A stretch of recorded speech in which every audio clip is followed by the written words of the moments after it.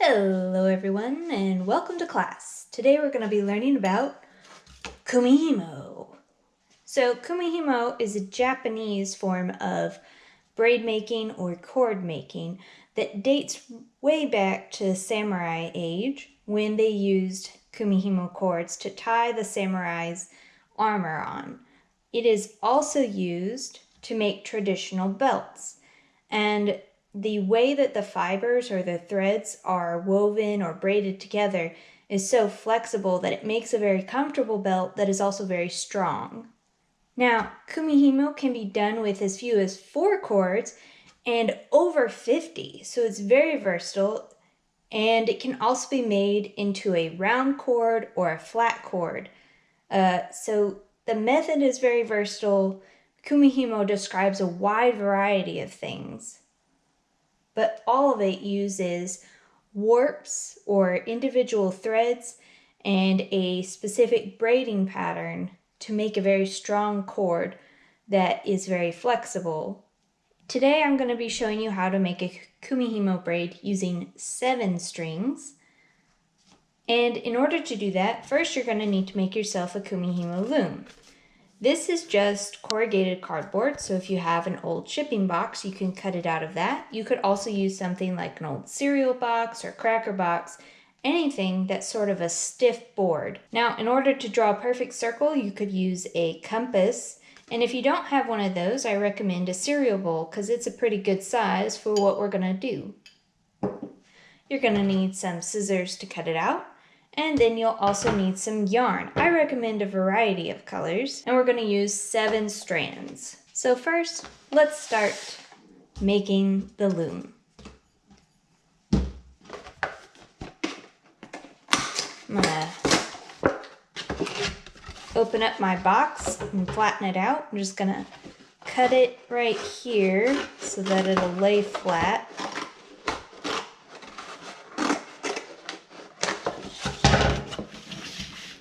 And then I just want to pick an area that isn't going to have a crease in it because I don't really want it to bend. Oh, we need a writing utensil.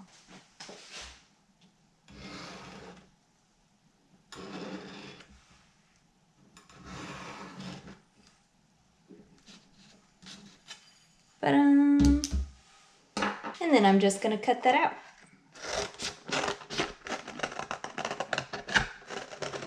Now, having a perfect circle is not really important.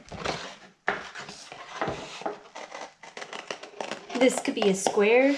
Some looms that you can buy online are squares, and it could also be a sloppy circle. This is not that important of a part of the process.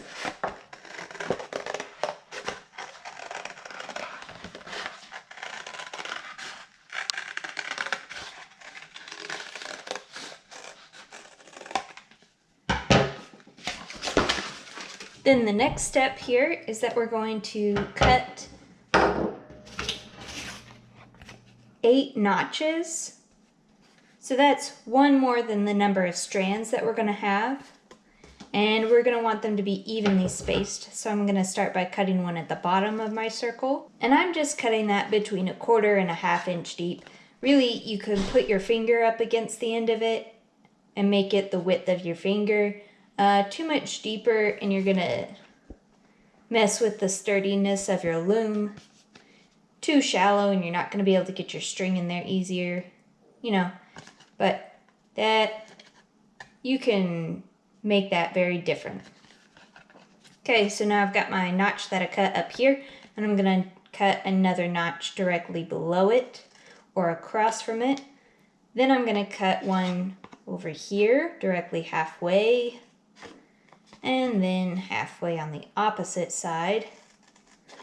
So now I have 4 notches evenly spaced around, and then I'm just going to cut 1 more in between each notch, and that'll give me a total of 8.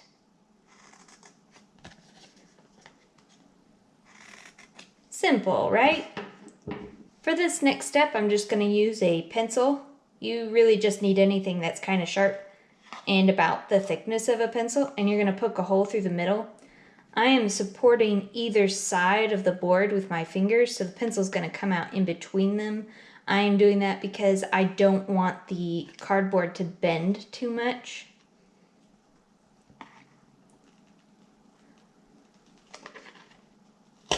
There we go. And then just work it in. Try not to fold your board.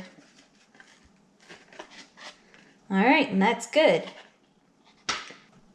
So when you're making your braid, you're going to knot one end and put it through this hole, and each strand is going to occupy one of the notches, and you're going to have one notch that's left empty. But we'll come back to that. Now, let's measure out some yarn. If you're one of my students, I sent you home with a bundle of yarn like this. What I need you to do is look at it, and you'll notice that there are two different lengths. There's some long string and some short string. Separate those out. And then this is just a, oh, what kind of knot is this? Like a slip knot. Anyway, you take both ends, the long end and the short end, and just pull. Magic. If I did not provide you with your own string, you're going to need to cut some.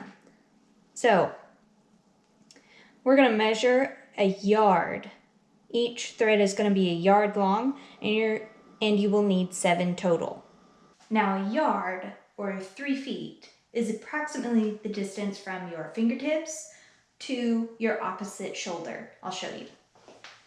So if you don't have a yardstick or something to easily measure your yarn with, this is an alternate solution. All right, there's my 3 feet right there.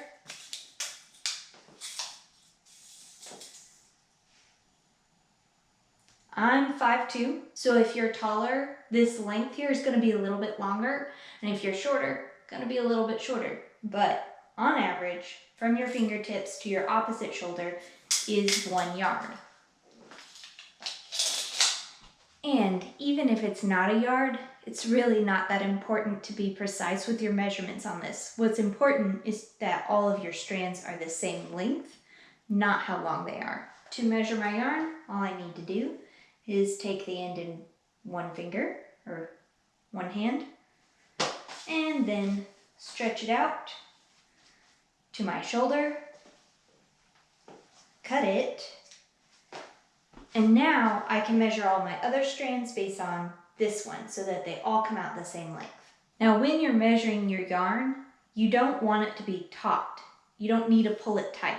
If you do that, it's going to spring back and be an inch or so shorter, which again, not really that important for what we're doing, but if you are trying to measure a precise amount of yarn, it's important not to stretch it when you cut it, but to let it lay lax. Okay, now that you have your 7 cords cut, let's get them ready. Let's put them in the loom. First thing you need to do is find the ends and get them pretty even.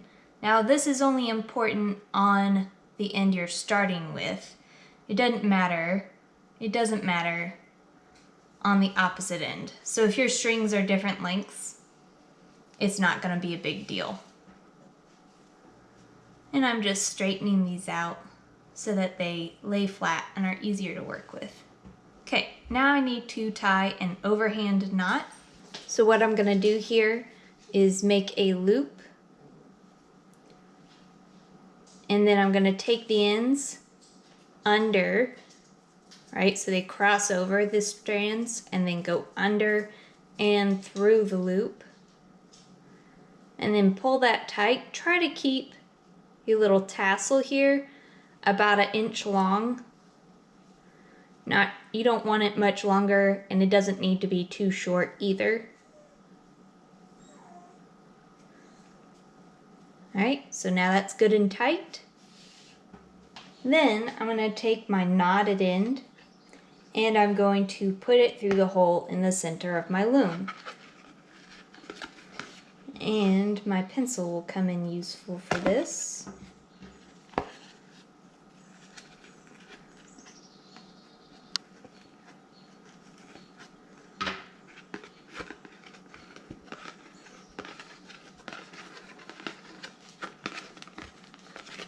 And I'm just gonna pull this so that it pops through. There we go. Okay, and I did bend it a little bit. Oh well.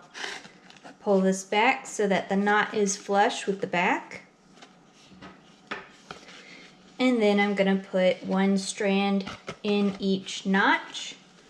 Now, the color pattern here doesn't matter that much, mostly because we don't have enough experience to know how arranging them affects the pattern that comes out. So if you want to keep same colors near each other, that's fine. Or you can just do it randomly. It's up to you. Alright, so I've got one strand in each section plus an empty notch. Now, this is where the braiding begins. So we're going to pick up a thread that is 2 away from that open notch. Move it up there. Then you're going to turn this, so because that new empty notch, right, we took this thread out of it, so now we have a new empty notch.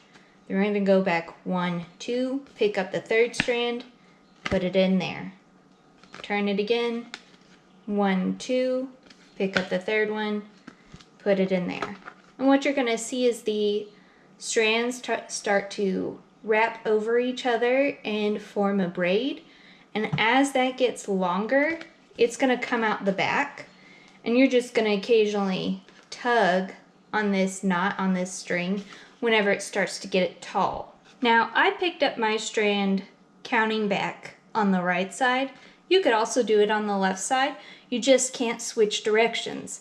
So once you start, you have to keep going that way. All right? Because if I went back and started trying to go the other way, I'd actually just be undoing my braid. So make sure you pay attention to which direction you start from and keep going that direction. Another problem that I've seen my students run into is that as they're braiding, their strands start to get tangled up because they have them piled up in their lap. And so while you're braiding up here, these strands can also get tangled and braided. So the real trick here is to make sure that you're keeping these strands from getting stuck together. Hey, puppy. Yeah. Okay, I'm trying to make a video. So as you go, you want to make sure these strings aren't getting tangled up. So I'm just combing my fingers through them. But the real trick here is to allow them to hang free, kind of like a jellyfish, so that they don't get tangled up as you're working.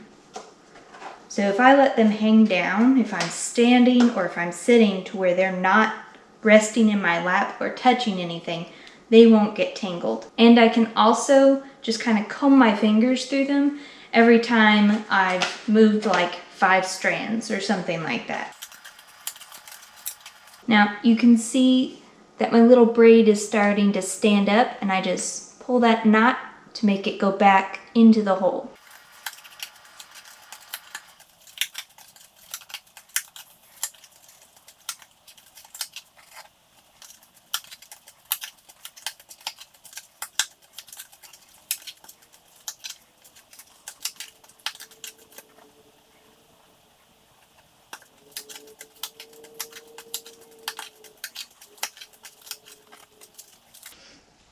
Alright, and it doesn't take very long to start getting your braid going. And as you look at it, you can start to see the pattern it's going to take. As you're going, if you do something wrong up here, if you start moving the wrong yarn, you'll see that in the braid. It won't look the same. If that happens to you, you can go back, take all your strings out and undo it, or you can just keep going. You know, it really is going to take some attention to detail to be able to undo it and know where you left off and pick back up. So it's really up to you whether it's going to be worth going back and fixing it. And I think now I'm just gonna hyperlapse through the rest of making this braid.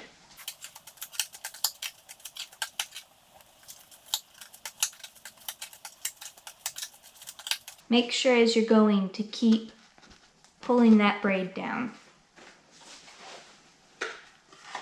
You want to be on film too?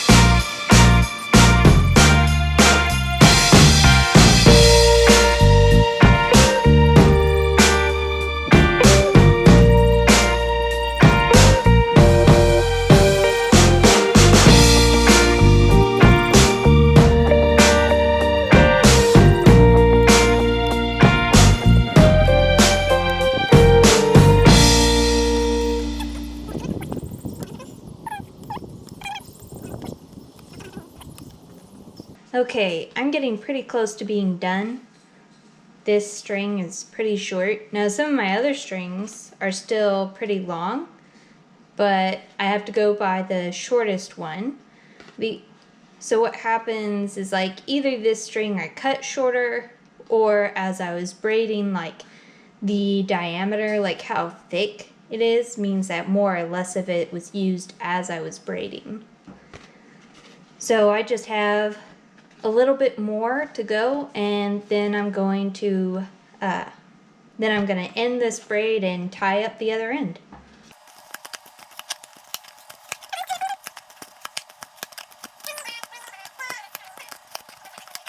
Alright, so this string is like less than 2 inches long.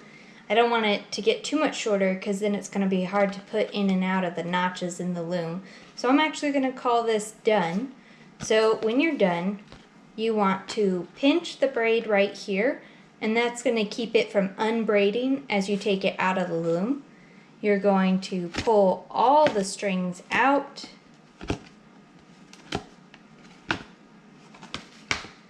pull the loom off, and now you have your loose cords and you have where your braid ends, and now you need to make an overhand knot right here. So you want it to be right where the braid ends and the individual strands start. Okay, so I make my loop. The strands are going over the braid. I'm going to take them under, through that loop, and then start to pull it tight. And as I go, I'm just going to keep track of where it's tightening to. And if it's too far down on the braid, I'm going to push it up towards the loose strands. And if it's too far up on the strands, I'm going to pull it down onto the braid. And just keep pulling it tight.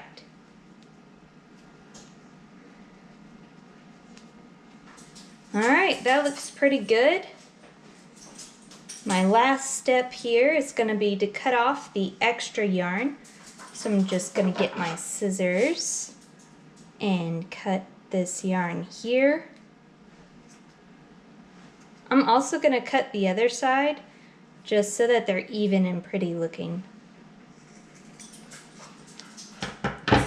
Now you have to be careful. You don't want to cut this too short, because if you cut it really short, your knot's just going to come undone. So you want to leave a little bit of length here, close to 1 inch, and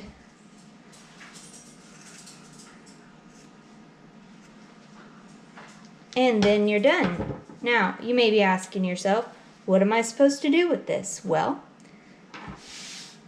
you can wrap it around your wrist and make it a bracelet.